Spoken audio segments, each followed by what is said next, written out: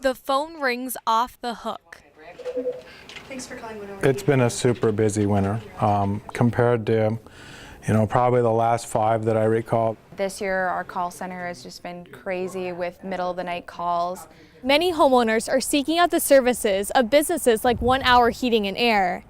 This business has received as many as 100 phone calls per day. A lot of the companies have just been like crazy busy this winter just because of the cold weather. These companies are as busy as the furnaces themselves.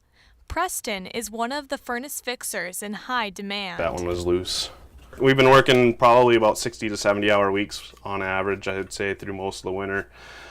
So it ends up being a lot, but at the same time, it's nice to be able to help people out.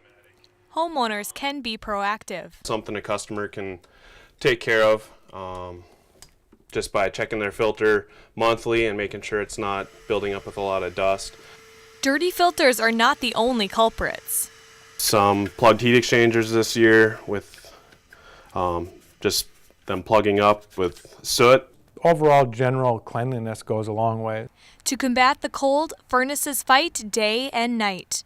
Preston says he enjoys helping people, but being proactive could make the difference between a routine checkup and an emergency on a cold winter night. You gonna let me work?